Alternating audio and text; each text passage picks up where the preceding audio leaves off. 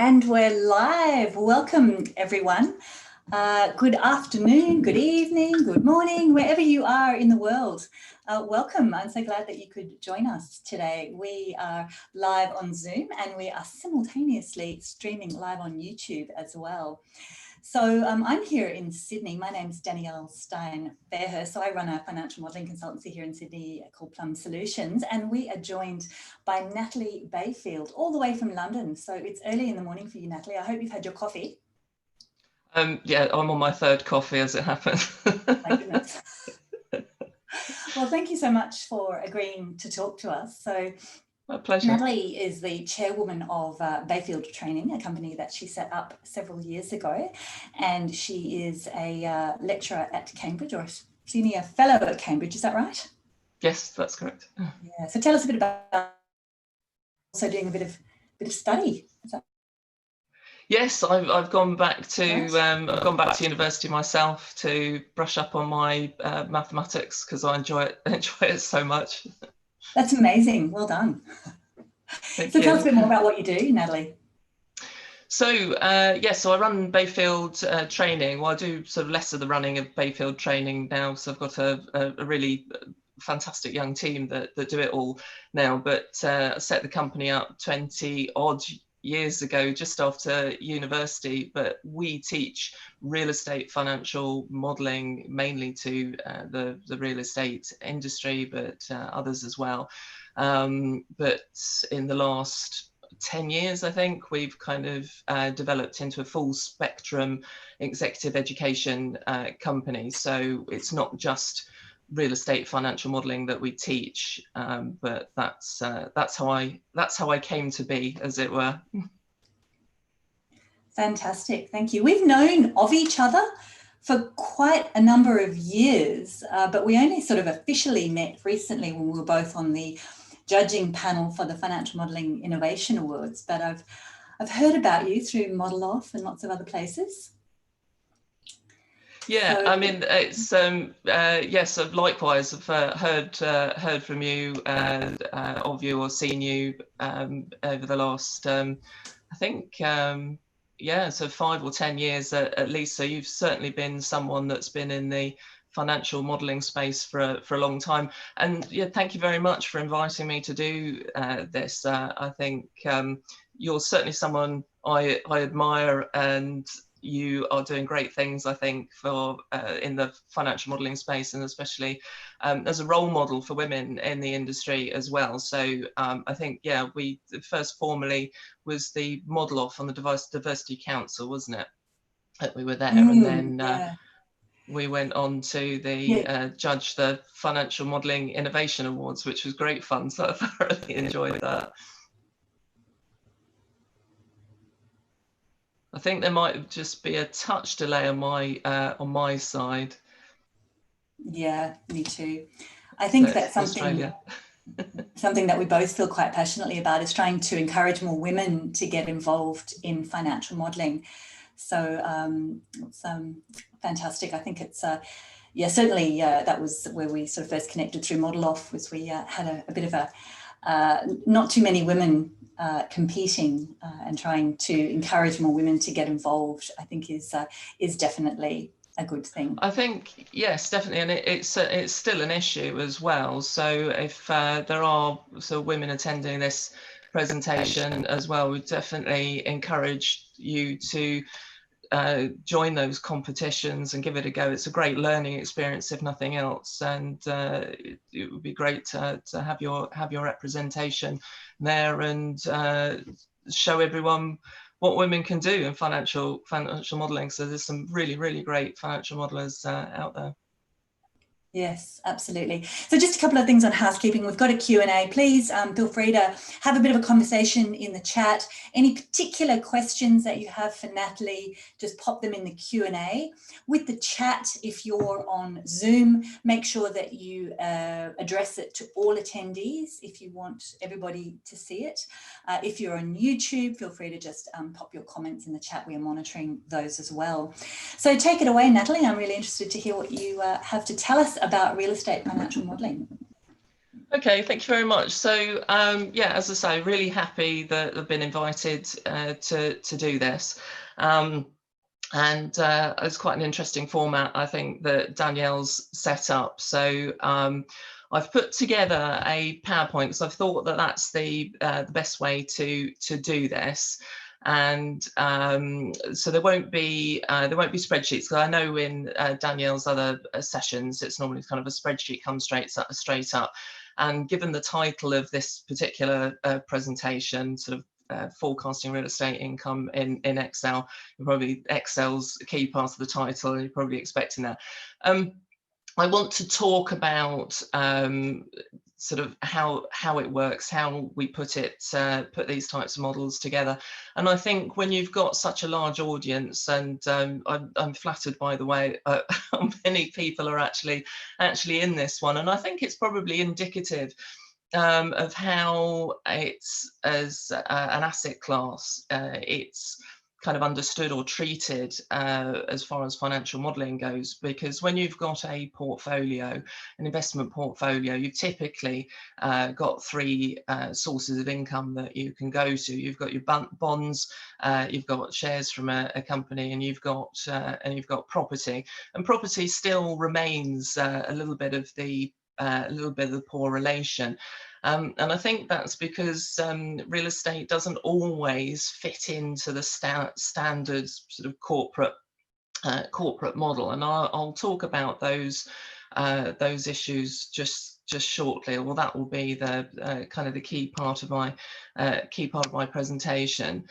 So yeah, so glad that so many people are here, and I think the thing is with financial modelling, we're going to have people from different knowledge areas, different levels of Excel skills, and so on. And in kind of my next slide, we kind of developed an education technique really for that, and we don't mind the different levels of skills and coming from different areas when we're teaching, especially in the classroom, because we know that people share those skills with one another.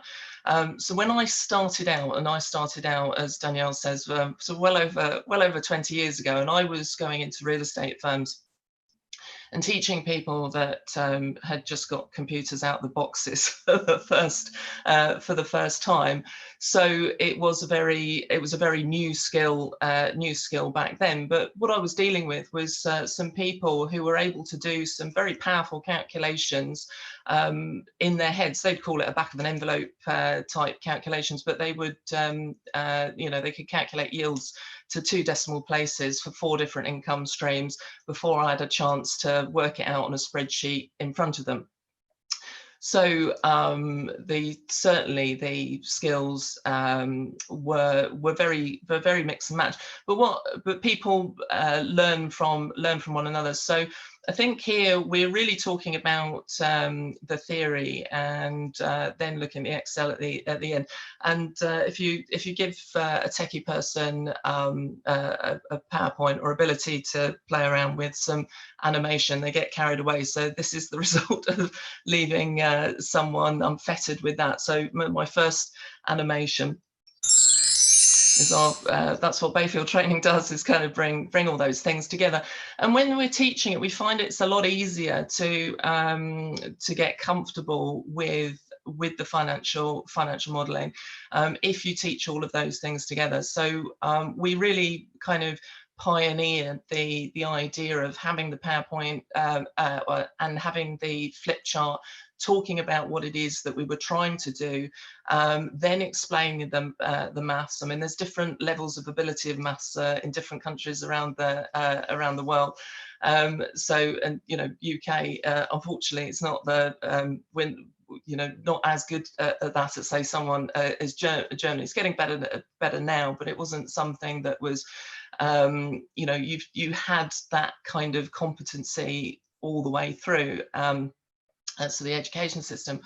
So we would just, and for people in real estate, it wasn't necessarily their first thing was mathematics. It was doing deals and negotiating and so on. They're very, very good at that. So we found that people were strong in one of those and not in another, but the ones that are stronger in theory would help the ones that were, you know, stronger in Excel, not so good at what they were trying to put together, and so on and so forth. So we would then take them into Excel and create, because at the time the Excel skills, it was very in real estate at the time, it was a kind of a step-by-step process. So we really pioneered putting things in one at a time into the spreadsheet. So anyway, that's enough of that and all that theory. So the whole point of this presentation, I think, is what I'm trying to really say, or my theme, is this triangle that you have up here is how everyone was doing their property valuations, really, up until about, you know, sort of 15, 20 years ago. And this is comparison. So we're just saying, well, you know, property is heterogeneous. There's not many, it doesn't get traded frequently. So you're having to compare the rent from one property with the rent of another completely different property, and it's a different asset. So they did that via the yields, making those comparisons. So this, if you're doing corporate finance, this is just the same as your kind of dividend discount model. And it has in there obviously expectations. So, you know, your yield would be same as your target rate if there was no growth in there. But obviously your yield is lower if the expectations are greater. And as soon as you've got expectations, and I think probably the reason real estate wasn't sort of given some technical attention until later than other assets, is because it really didn't develop as a complex income stream asset until after the 1950s, when we got kind of a higher persistent inflation, and we've got agglomeration economies and so on.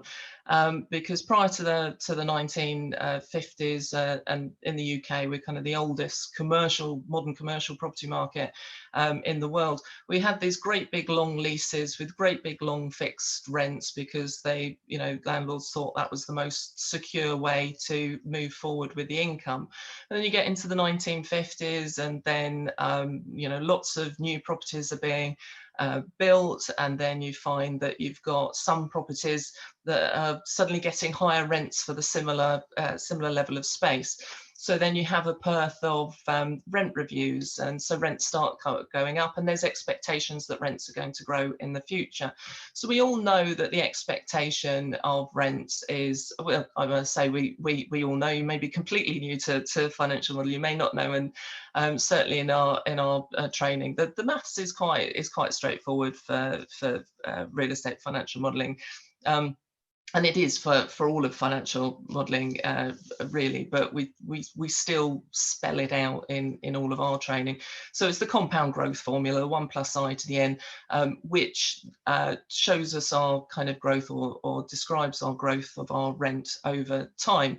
Now, you can obviously use your dividend discount model if you're from the corporate finance space, or we'll use this as we call this the comparable method in property. And that yield is lower than the discount rate, the target rate, the hurdle rate, or whatever you want to call it, or however you calculate it, the weighted average cost of capital, etc., or CAPM model, or whatever.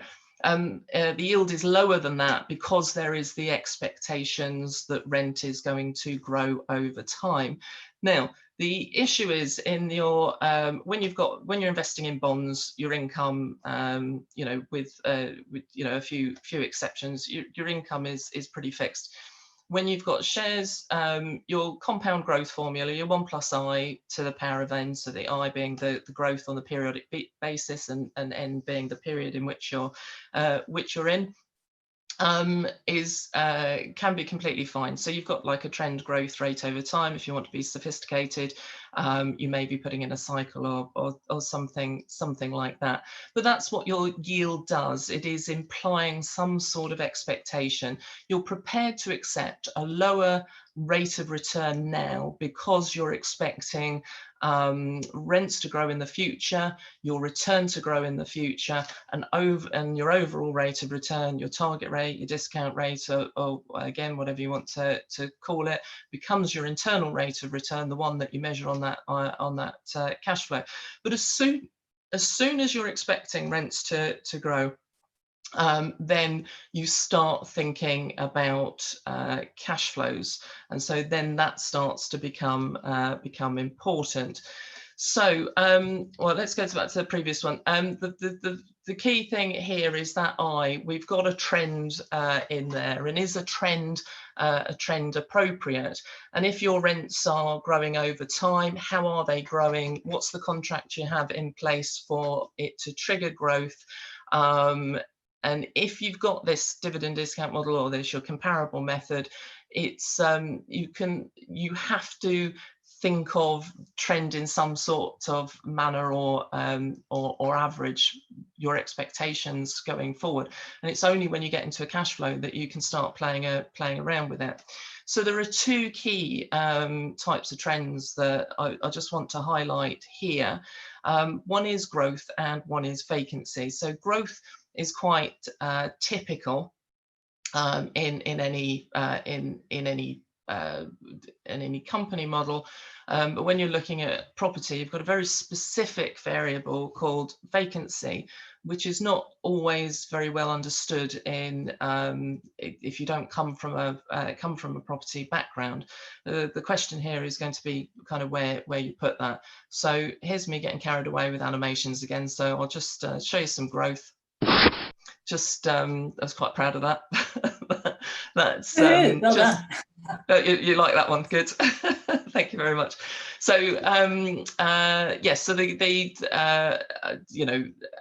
we've got growth that the growth normally happens in our income stream. With real estate, you have capital growth that can behave differently to rental growth as well, but we'll have a look at rental growth and to why you might assume trend, why people do assume trend, and why it's perhaps not appropriate to assume trend. But what's probably a bit more interesting for this audience is the vacancy. So vacancy is so we might think of a building being fully occupied. You've got everyone in that building. They're paying rent, and the contract you have with them to pay you rent is a lease, and that's why you buy property. It's not for the property itself, it's for the collection of lease contracts that you have within the building. And you might have a skyscraper, you might have 20 tenants within that building, and what if you lose some of them? So I've just emptied them out of that building, which seems a bit more dramatic. And what's a bit more kind of realistic is that they just leave, so they're off. So they all have to work from home because of COVID. Or they have to work from home, yes, absolutely, and that's quite an interesting question. If they're working from home, there's still a lease that actually exists. So there's still an occupancy, but that occupancy might be challenged. So, but looking at the kind of the fundamentals of whether they've kind of left, they're running away because they've found a better building elsewhere, or maybe they're not being so rude, they're just a growing company and they've outgrown your space, and so they were a tenant on one floor of your building, so they want to go and get their entire new building somewhere else. And if you're lucky, then people may occupy a building or come back. And oh, that's it. No, there's some more have left the building. I didn't mean to make more of them leave the building. So yeah, so here's some more people have come back. Yay. But the idea is that that happens all the time. So you've got people that leave your building, they come into your building, and sometimes you're going to have 10% occupancy, potentially 50% occupancy, 100% occupancy. That's going to change over time, and that's a really important feature of real estate investing. So if we have a look at the growth, it's very typical in real estate models I've seen throughout kind of my 20-odd year of looking at people's real estate models. And incidentally, when I started, everybody gave me their real estate models. As time's gone on, people have realised that, you know, what you put in real estate models are quite valuable. So they don't get shared as much as they used to. But I was kind of in the privileged position where I've seen property models being built at, you know, the entire range of property models built in their kind of history of existence, as it were. But 3% tended to be the trend that they put in there. And why 3%? Well, obviously it kind of depends where you are, but you've got like a controlled inflation, say of 10%, 2%, 10%, who knows, but 2%, and then obviously that's controlled inflation figure in the UK, and then your risk premium sort of on the top of that, or an extra sorry, not the risk premium, but a growth for this particular asset growing over time. Now, so 3% acts as a kind of acts as a trend, but if you put a trend figure through quite a lot of the real estate income growth for sort of premium investments in the UK, you tend to quite often find that you do have a trend in there of about 3%, but it doesn't really get across at all the picture of how growth is behaving, which can be quite dramatic. So you can have very high growth in one period and very low growth in another period. So it's very, very secular. It doesn't work in a trend at all. So you have a trend there maybe, but it doesn't behave as trend, and that's the difference. You see other models where it gets a bit more sophisticated. We have a short-term growth, medium-term growth, and a longer-term growth. But all of those generally are looking at the upward trend of a cycle. Now, in most cases, of course, you find yourself investing when you're expecting growth to increase. So most people are creating models in an upward trend of a cycle. My argument is you should be looking at models and being, you know, bravely creating models in a downward trend of a cycle as well. But you've got to, even if it's just a portfolio of assets you're monitoring. But the point here is that a trend figure doesn't pick that behavior up, and it becomes quite important when you're looking at the pattern of leases. Now, with the vacancy, you quite often see in models, typically in corporate finance models, where the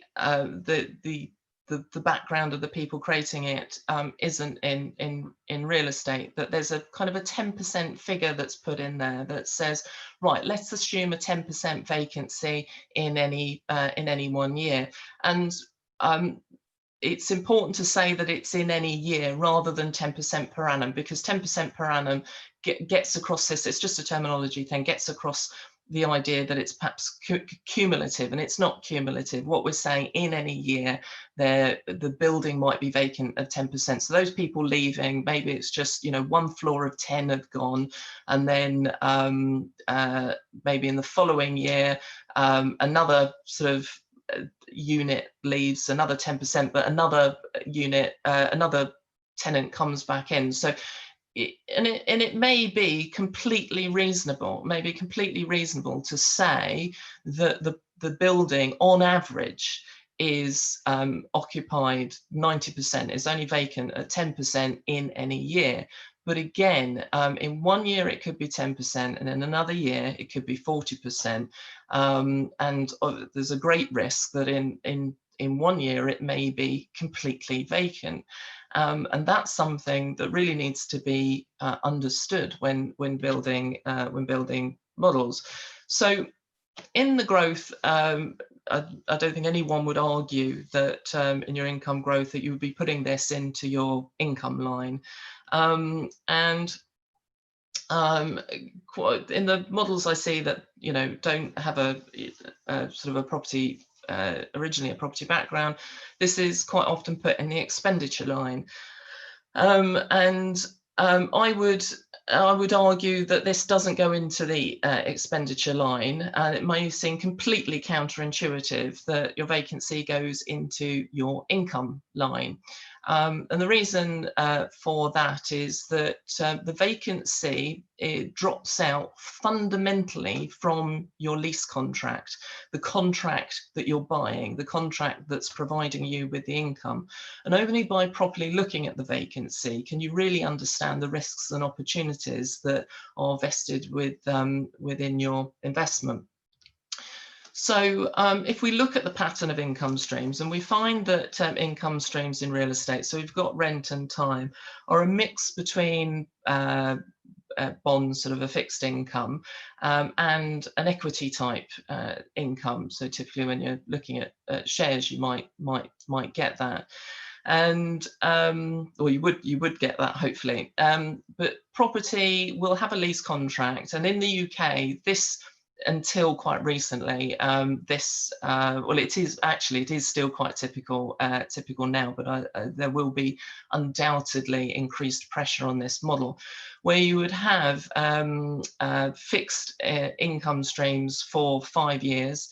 So the tenant knows that they're paying rent at sort of for 5 years fixed. Then they have the opportunity, as stated in that contract, to review to whatever the market rent is, and then that stays fixed for the next 5 years, and so on. And typically in the UK, leases are still quite long, so they could be 10, 15. In some cases, if a supermarket wants to make sure that they've got hold of a site that they want to keep hold of, they may be 40 years.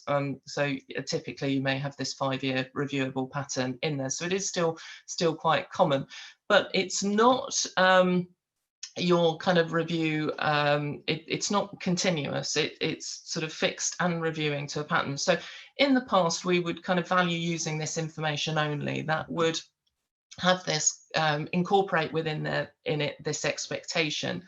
Now, models were developed since, and those of you who are in real estate will be familiar with term reversions and layer methods, where we're trying to sort of take into account that is this behaviour, but it was really trying to amend or adjust those valuations to take account of that this income stream in the future was quite complex.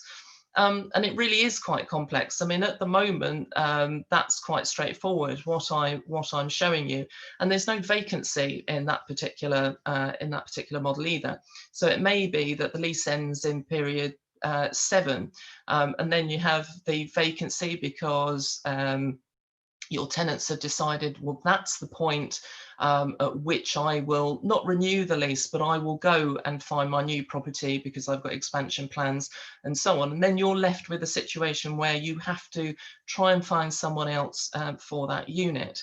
So I'll talk about, so we call those events in the leases, and those events are quite critical. But just a quick point on the growth again. So I just put in there a nice blue arrow to say, there's your trend growth rate, and then it's, stepping up at quite nice regular intervals. As I said before, rental growth just doesn't behave in a trend fashion. It more likely looks something like that. So what happens, I mean, luckily, if you're looking at this one, so don't, this is just, I've just drawn a pattern that's representative, so don't compare it with the actual rents that we have on here. It's just illustrative.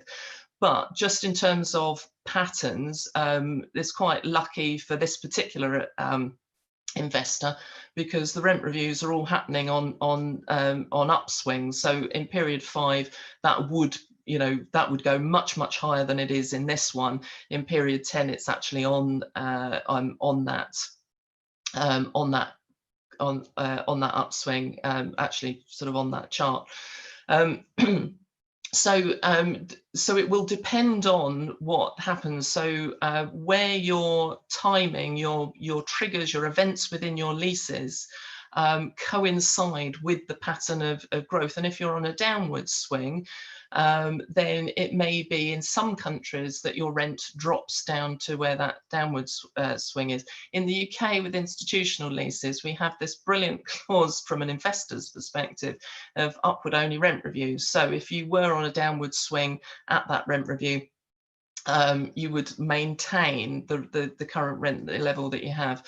And after many years of that being typical in most leases, it's still there. So for some reason, tenants don't see that as the key priority when they're looking at lease negotiations or lease changes, when they're sort of negotiating them forums going forward.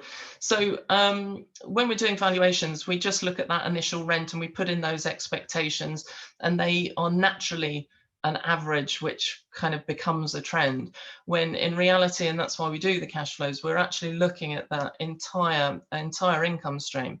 Now, that entire income stream with lots of different patterns in it, as I said, at the moment, what I've shown you there is something really quite simple, but you will have a property with potentially 10 tenants in there, and they have different rent reviews at different times. So that already starts making the income stream complex and your modeling complex. Now, not necessarily difficult, but complex.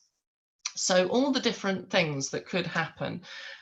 There's more than I've got in this lease roll that I've got for you here. So the rent reviews so these are just some examples. So the rent reviews I've already illustrated. So every 5 years we review to the market rent, whatever that is. In your lease contract, you will have a lease expiry in there. So it may be that this lease has got, as I say, 7 years to run, and then you'll be left with a vacancy. Now, from the previous slide, I mentioned that the vacancy should go in the income line and not into the expenditure line. And the reason for that is because your income at that point has dropped to zero. And it's worse than that in real estate. It then becomes negative, because if you are in a regime, or you have a lease contract that says that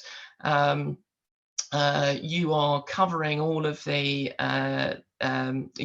tenant pays for all of everything, service charges, expenses and repairs and so on for the building. In the UK, that's quite strong. We have full FRI leases, fully repairing, insuring leases. So the tenant pays for everything. So when we look at incomes, those incomes are the net incomes. But when the tenant leaves, you've got no tenant to compensate those costs, so you end up paying those costs as well. So it actually becomes negative. So those costs can go in the expenditure line, but your income will have dropped to zero for that tenant. And so that's the other thing. It makes sense to model for each tenant, because they have all these different behaviours. So then when you have a lease expiry and you have a void, it may be that void lasts 3 months if you're really lucky, but all models you see in real estate, they just put 3 months in there.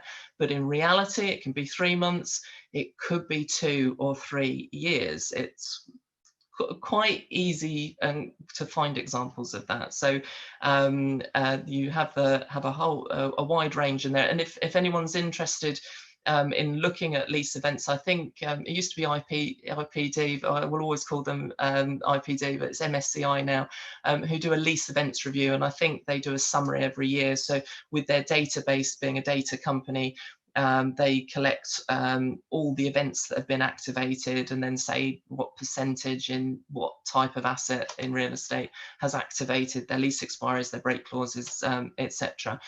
So you can actually see the percentage. Say that again. Is that just for Europe, or is it worldwide?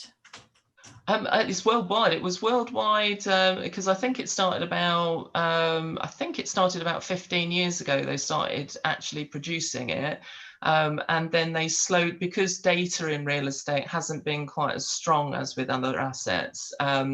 And I think it was, it stretches back in the UK about 40 years real estate data. In other parts of the world, the data series for real estate is much shorter.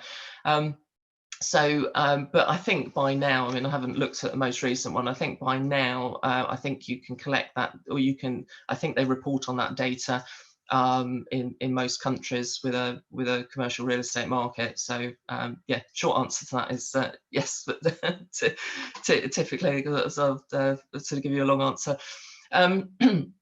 Yes, so there's other things that can happen. So you've got your lease expiring. That lease, the void might then be obviously occur for a lot longer.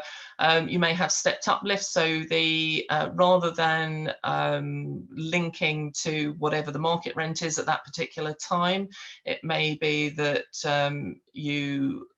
it's just agreed what that rent will be in the future, and so you may want to compare that with other assets where it is actually linked to the market, so that gives you a different risk profile. Indexation, not as common in the UK as it is in other countries where you link your income to indexation. Incidentally, indexation is not as common in the UK for historical reasons. So it was that we put in rent reviews, and then in sort of continental Europe, they were looking over at the UK and thinking, oh, we've got the benefit of hindsight. Yeah, maybe property is linked to inflation, so let's link it to inflation. And then obviously as time went on, we kind of realised that rent doesn't behave in like inflation at all. It has this kind of big cycles in it. So now you just have, it just makes modeling more complex. Again, not necessarily difficult, you just have to think about it a bit, but you have to link to market rent and you have to link to indexation. So but that's why it's not as common, because we'd already kind of put in this rent review pattern. And that's, convention lasts quite a long time, especially in real estate, so kind of difficult to change those conventions sometimes. Break clauses, that was a more recent thing, about 20-30 years ago, where tenants saying, well, can we break a lease earlier? Then we might not want to be here forever. Now, break clauses are very important with your income stream. You want to model those on your income line, because that may trigger, if it's activated, it may trigger a void again, and again that void may be 3 months, it may be 3 years, and you want to use your sensitivity analysis on those. If you're just saying 10%, your sensitivity in your expenditure line says, it's all up at 20%, it's all down to 0. It's not a good reflection of what's actually happening. Rent-free periods, so giving the tenant some a rent-free period is quite typical for the first 3 months, 6 months. If you're unlucky as an investor, you may have to give them a year, which does happen as well. And all of these things really affect that income. And you can see, if I was to start putting all of those things in for lots of different tenants, trying to draw a trend line through all of that starts to become a bit meaningless, to be quite honest. I mean, you could, but it wouldn't help you understand the risk and opportunity that you have in your investments. So building a model, I can see a 40 minutes in, so I'll just maybe speed up a little bit. I do get carried away. So so building the model, and it becomes a bit slightly different to other types of models, because what you've got to do is put income lines in for all the tenants that you have. Now, you may have a lot of tenants. I mean, if you're new to property, you think of one building, you think of one tenant, but you may have an office block that may have 10 tenants. You may have a shopping centre that has 250 or more tenants in it. So you need to separate out the sort of global inputs, as we call them, and also your tenant input. So putting a line, we put a line per tenant in, and in property, that's considered separately as the tenancy schedule. And you quite often just be given the tenancy schedule. You can be asked for the tenancy schedule, and what that does is just tabulate all of the events essentially that's happening in those leases. So you'll maybe have you know, the graduate surveyor's job might be to do that, is to look at your great big pile of leases and go through and actually sort of type all of those in. You've got AI that can do quite a lot of that now. So they're looking at there, when's the next rent review? What's the rent review pattern? When's the lease expiry? Is there a break clause in there? And you may put in there as well, what's your expectations of what will happen after the void has happened? Also, you may put in there your expectations of what you think the void will be or how long it will be.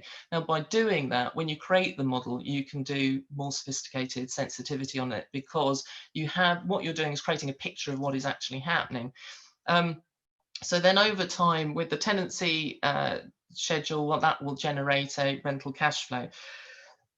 Now, I was quite proud of this image that I picked up. It's just because it's pretty, really, and no model looks as dramatic as that, but it's one powerful use of conditional formatting. So conditional formatting, you can ask the question, is the previous rent different to the current rent? And if so, change the colour of it. And if the colour has been changed, then you know that an event has taken place. So then there's two ways of looking at what's happening in your lease contracts. One is in the tenancy schedule, where it's just tabulated, the dates have been entered in a table. And then in the cash flow itself, you're actually identifying when things have happened. Now, it will never look as dramatic as this, and you probably just use one colour, but what you're then looking out for is for blocks of colour, because you don't want blocks of colour. And this is where it really comes into its own, why we're saying put this in the income line and not in the expenditure line, because what you're trying to deal with is those blocks of colour. So you want to diversify within your rental income stream, within your assets. Say it's a shopping centre of 250 tenants in there, you want to diversify those lease contracts. You don't want all the lease expiries happening at the same time. You definitely don't want break clauses happening at the same time. And the reason for that is because if all of your break clauses happen at the same time, then as usually you'll have like a 6-month notice for that. But you can bet your bottom dollar that if if one tenant is vacating a unit, then others will hear about it. If you've got more than 10% vacancy in a shopping centre, unlike in an office block, that can have not a great impact on the rest of the shopping centre, because you don't like it, doesn't look good for the customer having the customer doesn't like having that amount of kind of vacancy in a shopping centre. So that can trigger the idea for other vacancies as well, for other tenants leaving their units. So you want to be able to stagger those, so you at least have a forewarning of that happening, and you can manage it. You don't want everyone vacating at the same time. So by putting it in the income line and not in the expenditure line, what you're doing is managing the potential for 100% vacancy. And that's why it's there's lots of reasons. That's the number one reason why it's important, is by managing the diversity of your tenancy. And then leading it back up into the project cash flow, I do things from the top. So summing the rental cash flow, then taking off of that your OPEX and CAPEX, and your investment activity, buying it, selling it, etc., and the net cash flow, and from that calculating your IRR and NPV. So you've got this kind of anti-clockwise pattern. There's a reason for doing it like this. I like to put all my models on one page if I can help it. That's not the kind of the strict rule, but there are a number of reasons I won't go into for that. But in terms of how this is laid out, the tenancy schedule and the rental cash flow are below the global inputs and the project cash flow, because the global inputs and the project cash flow tend to stay the same size. You don't have to play around with injecting rows and things like that if you need more. But in your rental cash flow, that could be one tenant, it could be 250 tenants. So without interfering with the integrity of your model, you want to be able to copy down or delete up as you go. So I think this is the final slide. So modeling the rent and time again. You may have a trend in there. If you were modeling that, you would take your previous rent and you would multiply it by 1 plus whatever the growth is, and you can just copy that across, and that's a really easy income calculation. And as I say, you may get a bit more sophisticated with that by changing that I and linking to different I's and different periods, different growth rates and different periods. But when we're building the model, so the rent function in the income function in property is called the rent function for obvious reasons. And then we have the events at the bottom that will actually trigger the changes. So we call those the events, and what they trigger their rents. Now, obviously, that's kind of a movable feast, and you kind of need to program what those are. But the important thing is that your model, your rent function can identify when the events are going to happen for each of the tenants from your tenancy schedule. So you can just link to those each time. So you're making a rent function completely flexible. So we're saying, does the date mean something to that particular tenant? And obviously you're going to have to play around with your fixed and relative cell referencing, whether you use no dollars or $2 or $1 or whatever. That starts to become quite important. But you're saying, does where I am in the cash flow mean something to this particular tenant? If so, change the rent to whatever it needs to be, whether it's grown, whether it's dropped, whether it's stayed the same, whether it's zero. But if not, carry on as normal. So that's your standard rent function. And obviously the complication comes in calculating when those events are going to happen.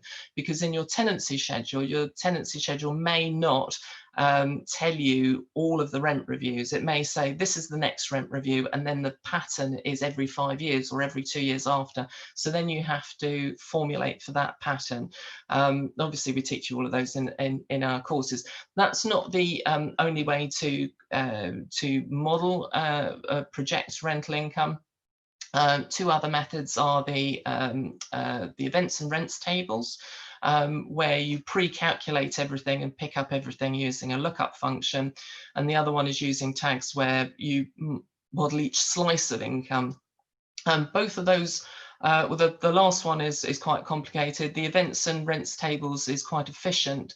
I tend to combine the two, the events and rents tables and this type of rent function, where we just identify the events that we can find in that tenancy schedule. So when you're doing real estate modeling, then it's this function that you spend your time on. It's how you project. So what you create or what you do in your modeling tends to be similar right across assets. But in real estate, what makes real estate modeling complex compared to other types of assets is that its income stream is complex, and it's getting ever more complex as well as things as the world changes, as it is in front of us. So I'll leave you with a final animation, which is a little postcard from me. And yeah, thank you very much, all of you, of listening. I've got just one final slide there that just says we've got lots of different webinars, and we do kind of a theme each month. So there's, in September, we've got webinars on sort of mapping and cartography, etc. So they're all free. So feel free to join us for those. And if you are interested in learning how to project rental income streams in models, we have a 1-week school coming up, and we run this very, very regularly throughout the year, and have done for over 20 years now. And it's made up of 3 courses. Our bread and butter analyst course, 2 days. You can build real estate models after those 2 days, and you can develop those further with finance, risk analysis, etc. And our investor and our modelling masterclass all together, that makes up a week. You can mix and match, or you can do the whole week. I assume those are online, are they? Yeah, they're all online. You can go to bayfieldtraining.com. Oh, so I see what you mean. So at the moment so we're going back to classroom, but so you're finding a lot of this as well, Danielle. Yeah. So yeah, we're going, they tell me we're all going to classroom-based stuff again in September, but I guess like you going forward, you know, we're providing a mix of both to anybody who prefers one method over the other, but this one is virtual, and we limit our numbers as well. So I think there's only 10 that we have on these ones, so you're assured of attention. And yeah, if you want to book, the details are on there, and if you want to look at all the webinars and previous webinars as well, all on real estate and related all the topics. The webinars, they can sign up for the webinars on that website as well. Yeah, it's all on the website. Yeah, yeah. There's lots of webinars on there, because actually we've been doing them. We're doing them for 2 years, so we've been using Zoom for actually quite a while. But suddenly it's become really important. Yes, yes. So we've been doing them almost every week, just because it seems to be such a demand for it. But in terms of the live training, we probably are not, unless somebody particularly requests it. I mean, we can't travel, and yeah, probably not until next year at this stage, but everything's online. I mean, it's just the demand for online has really exploded. Yeah, so I mean, you'll be doing classroom-based stuff, will you, from next year then? Yeah, we'll go back to it next year if there is the demand, but yeah, there isn't at the moment. But I mean, in the modelling space, you're doing some great stuff online. I've seen you pop up all the time. I've been doing online for fantastic. years. Yeah. So yeah, it's certainly great to have it all available now. And I saw there's like lots of comments. Are they questions that have come in, or technical, or? Yeah, just a couple of questions. Just about mostly about scenarios and sensitivities. So, and specifically to do with COVID. You know, have you found that what would you say is the best method of scenario and sensitivity analysis for dealing with COVID fluctuations? Yeah, I mean, that's yeah, I mean, it's interesting. I think, you know, in terms of predictions for things like COVID, that's the sort of the essence is in the question. That, you know, we don't know what is happening. We are full of uncertainty at the moment, and so typically in the past that just changes the prices of things, and then that changes the data that we're getting back for yields and returns, target rates, and so on. So it gets it becomes implied in the you know the risk and return. But it's not, again, it's, as I was saying at the beginning, that's not particularly reliable. It's just expressing the caution that the whole market has. So that's when a cash flow actually does start to become important. And then when you're looking at real estate, you're then looking so technically at what impact is going to happen to your model, or on your income. And again, that's why the void, modeling the void and income line is really important, because it becomes very unrealistic again if you're saying, oh gosh, you know, we've got a 10% expected vacancy over the next 10 years. But where are you getting your information from? If you're saying, well, let's say the expected vacancy is 20% or is 30%, and then it doesn't start looking, you know, you start potentially destroying your model completely. And it's not that you're expecting now 30% going into the future or 40% whatever going into the future. It's just that there is some potential sort of voids for some of your tenants where it's coming up. And it may be that you've got tenants in there that will actually do well in this type of environment, in a COVID environment. So, you know, if you're lucky enough to have Zoom in your particular building, occupying your building, then you're not going to worry. The only reason you're going to worry about them triggering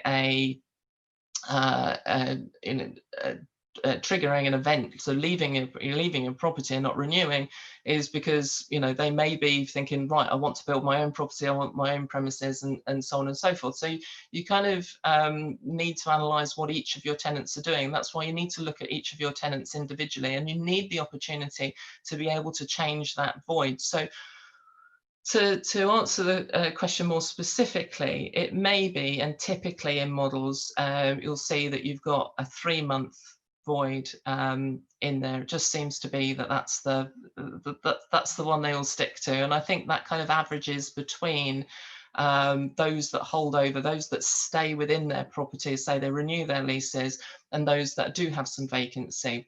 Again, it's just an average, but what you want to do is, once you've got the void in there, you want to be able to say, right, what if we change an individual tenant's void from, because we're worried about this tenant, from 3 months to 6 months to 9 months to a year, whatever you want it to be. So you've got sort of a local variable that you can change, but also changing, you might want to do a quick and dirty one. Is this still more sophisticated than changing on the expenditure line? But you might want to say, right, well, what happens if the void increases for all my tenants by 50%? Now, you might think, well, that's just the same as, you know, say doubling it on the expenditure line, but it's not, because it would be triggered at different times for different tenants. So this is why, if I can go in actually back to the other slide, if I can get back to it easier enough. I have to go through all the animations, that's it. So yeah, so that's why I say it's important to look at the rental cash flow and see when things happen, because it may be that if you increase everything, so at 3 months, everything's nicely diversified. It may be that you can then identify that you do have an average. There's nothing that's more than 10. It's never more than 10% vacant, your whole property. But when you change it to 6 months, or maybe 9 months, you find that maybe then some of these start overlapping. So when a void finishes, the last 3 months of a void here may coincide with the start of a 9-month void here, the last 3 months and the first 3 months here. And that may happen for a few going down as well. So you end up with quite a lot of void, unexpected, and something you can't see in the expenditure line. So that's and it's only by playing around with that. So by tabulating the tenancy schedule and modeling the tenancy schedule, which is essentially what you're doing, modeling those lease contracts, can you see what's going on? And then, so that's for your voids. Obviously, you know, you might need to be brave by putting some, when you're doing property cycles, they're longish. So you're either modeling a downward trend, an upward trend, or you're modeling a turning point. Turning points are almost sort of impossible to predict, and that's where people kind of make their fortunes, if they can predict those turning points. But if you put the cycle in, then you can see the behavior of your leases compared to that cycle. So putting the cycle, and whether, you know, they're likely to be triggered or not within that cycle. And then the other thing is that leases are there. It's just to keep an eye on the news as well, and the property press, on that, how leases are changing going forward as well. So it may be that you don't have you know, the 20-year leases with 5-year rent review patterns, again, if you're UK and some other countries around the world, but there's a trend where they're shortening, there's more flexible terms, and so on. So it may be that the leases that you have in the future are different to the leases that you have today. So whereas you may be creating a tenancy schedule, you then have, you're modeling your voids, you're doing all that fine, And then it may be that you're saying, right, you can't put in a real tenancy schedule because the new lease, the new occupancy doesn't exist yet, because you're modeling at period 0, and this will happen at period, say, 11, you know, when the new tenant comes in. So that's a fictional tenant at that point.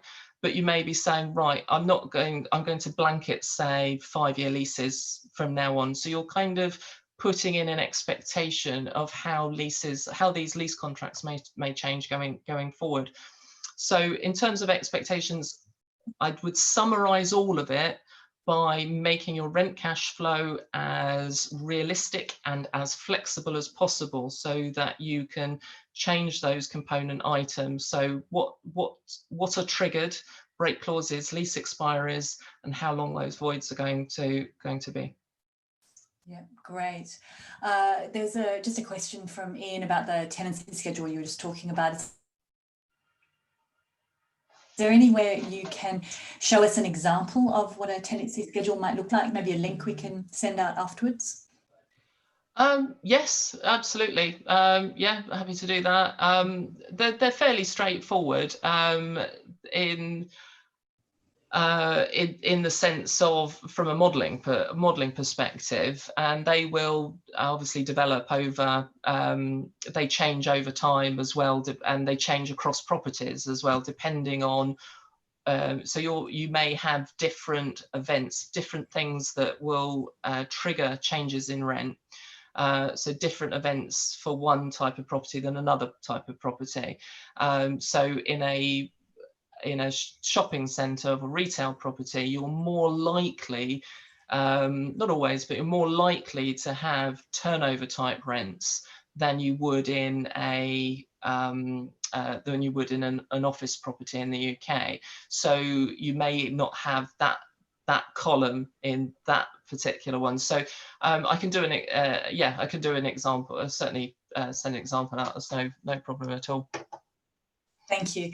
I think yeah, probably just about up for time. There's a couple of questions, if we can do them really quickly. Just one. I mean, if we do run out of time, I mean, I'm quite happy to say that if people want to sort of send the questions to you and you pass them on to me, or send them direct to us, and we're happy to continue the conversation. Yeah, very happy to do that. Yeah. Actually, yeah, there's one just about unrealized gains in IRR. Is that included, would you say? Chris says, how do you mostly see unrealized gains reflected, including in IRRs only, or realized gains? You've just frozen a little bit. Is it in the chat? Can I see it? Yeah. Which one is it? Chris saying, how do you mostly see unrealized gains reflected, including in IRRs only realized gains? Is that something you can quickly answer, or do you want to maybe? I think I probably just want a little bit more detail on that one. So, but yeah, quite happy if it wants to you know, add a couple more lines to that and send it through, and then perhaps we have a bit more of a way of people getting in touch with you, Natalie, through LinkedIn. LinkedIn's fine, yeah, absolutely. So my my LinkedIn address is financial modelling, but you just put Natalie Bayfield in. I'm sure you'll identify me. Vanity URL, love it. Vanity URL. I mean, yeah, it was. Yeah, I didn't know what to put because it was a long time ago. I set up on LinkedIn, well, like for all of us, I guess now, and I didn't know what to put, so I just typed in financial modelling and it stuck. But it's financial modelling in the UK, so it's got 2 L's. Unlike in Australia, which is 1 L, isn't it? No, definitely not. We have 2 L's, in fact. Oh, you have 2 L's. I'm glad to hear it. When I first wrote this book, it was published in the US, and they changed it into American spelling, and I told them to change it all back again. So it's written with 2 L's using British spelling, because we use British spelling here in Australia. And I've also, don't get me started on this issue, because I've also written a dummies book, and that has 1 L because it's published in the US. Oh, okay. Well, good for you. We had to make that decision quite early on as well. And we said, well, what do we do here? And then we decided, well, let's just stick to 2 L's, and we'll just fight it out with the US. Yes, exactly. Okay, we might need to leave it there. I know there were a couple of questions we didn't quite get to. Quite a few questions came in, didn't they? I'm just seeing them all, now. Some really interesting questions. But yeah, do feel free to connect with me on LinkedIn. That's probably the easiest. Yeah, I'll send you a copy of the script so you'll see the questions, Natalie. Oh, okay, great. Get back to people if you'd like to, or if you'd like to get in touch with Natalie directly, you can do so. I'll be sending out an email with a link to this recording and also to the presentation. Are you able to make this presentation? Yeah, no problem at all. Yeah. Available for everybody, Natalie? Yep. And any other sort of useful links, we'll send that out by tomorrow at the latest. So thank you so much, Natalie. It was fantastic to see you again. That was fascinating. I didn't realise, I haven't done a huge amount of property modelling. I've done a little bit and realised that it's, yeah, there's certainly very specific things that you need to consider for real estate. So thank you so much, Natalie. I'll see everybody next week. Next week we're going to do, it's quite nice to do specific topics like real estate. Next week we're doing something a little bit more general. So it's called Harnessing Your Inner Financial Modeler with Jessica D'Souza. So I will look forward to seeing you all there. Thank you, everybody. See you later. Thank you very much. Bye.